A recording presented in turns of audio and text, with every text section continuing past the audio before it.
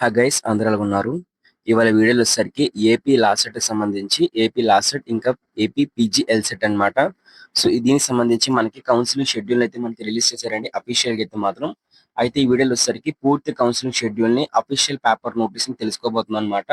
So దీంతో పాటు మీరు ఇదే విధంగా ఆంధ్రప్రదేశ్ సంబంధించి ఎప్పటికప్పుడు ఎడ్యుకేషన్ వీడియోస్ అన్ని కూడా మనకి లాసెట్ కోసం కానివ్వండి, పీజీ ఎల్సెట్ కోసం కానివ్వండి, కౌన్సిలింగ్ కోసం కానివ్వండి, దీంతో పాటు స్కాలర్షిప్స్ కోసం కానివ్వండి, ఇన్ఫర్మేషన్ అంతా కూడా మన యూట్యూబ్ ఛానల్ ప్రొవైడ్ చేస్తూ ఉంటాము.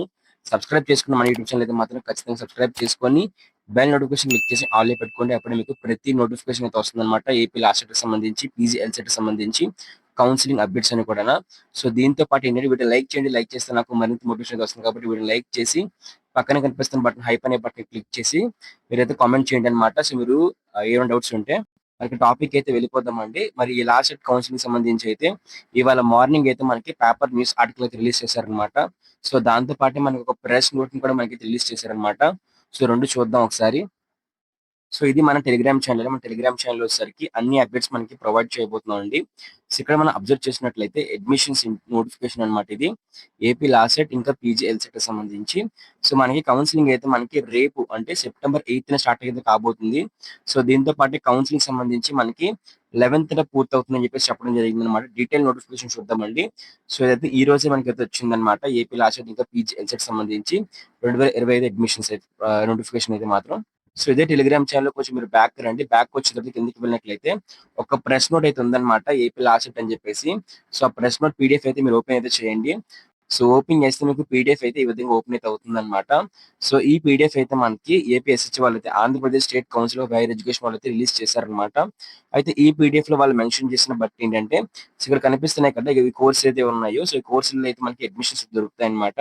సో అయితే ఈ కోర్స్ సంబంధించి అడ్మిషన్ ప్రాసెస్ సంబంధించి అడ్మిషన్ నోటిఫికేషన్ ని మనకి 6th రిలీజ్ చేశారనమాట ఈ మంత్. దీంతో పాటు దాన్ని పేపర్ నోటిఫికేషన్ అయితే మాత్రం మనకి 7th అంటే ఈ రోజు మనకి రిలీజ్ చేశారండి.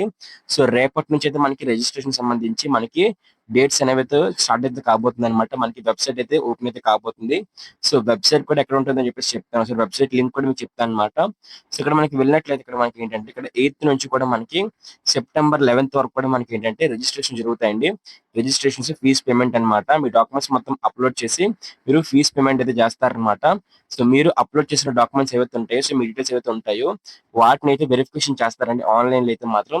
ఈ ఆన్లైన్ వెరిఫికేషన్ అనేది ఎప్పటి వరకు జరుగుతుందంటే 9th నుంచి సెప్టెంబర్ 12th వరకు జరుగుతుంది అనమాట. సో తర్వాత మనకి సెప్టెంబర్ 12th నుంచి కూడా మనకి వెబ్ ఆప్షన్స్ అన్నమాట. మీకు నచ్చిన కాలేజ్ ఏంటంటే మీకు ప్రిఫరెన్స్ రూపంలో పెట్టుకోవచ్చు. మీరు పెట్టిన కాలేజీలో ఏదో కాలేజ్ అయితే మీకు ఇవ్వడం జరుగుతుంది అనమాట. సో వెబ్ ఆప్షన్స్ వచ్చేసరికి 12th నుంచి కూడా మనకి 14 రోజు జరుగుతుందండి. మనకి 3 days టైం అయితే ప్రొవైడ్ చేశారు. దీంతో పాటు ఎవరైనా సరే మనకి ఈ వెబ్ ఆప్షన్స్ సబ్మిట్ కొట్టినట్లయితే ఇన్ కేసు మనకి సో వాళ్ళు చేంజ్ చేసుకోవడానికి టైం వచ్చేసరికి మనకి 15 ప్రొవైడ్ చేశారనమాట. సో దీంతో పాటు మనకి 2 days లోనే మనకి సీట్ అలాట్మెంట్ ఆర్డర్ కూడా మనకి రిలీజ్ చేస్తారు. మీరు పెట్టిన కాలేజెస్ లోనే మీకు ఏ కాలేజ్ సీట్ వచ్చిందని చెప్పేసి. అది మనకి 17th అయితే మనకి షెడ్యూల్ చేశారండి.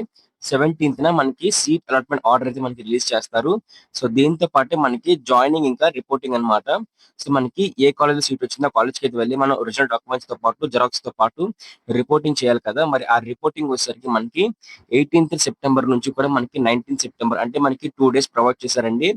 ఎవరైతే ఈ కౌన్సిలింగ్ ద్వారా మీరు జాయిన్ అవుతున్నారో సో వాళ్ళకి వచ్చేసరికి 18th నుంచి మనకి క్లాస్ అనేది స్టార్ట్ అవుతాయి అనమాట. మీరు 18 సెప్టెంబర్ నుంచి అయితే మీరు కాలేజ్కి అయితే వెళ్ళొచ్చండి. మీ కాలేజ్ స్టార్ట్ అయితే కాబోతుంది అనమాట క్లాస్ అనేవి. ఓకేనా. అయితే ఇది ఫస్ట్ ఫేజ్ కౌన్సిల్ సంబంధించి అయితే మాత్రం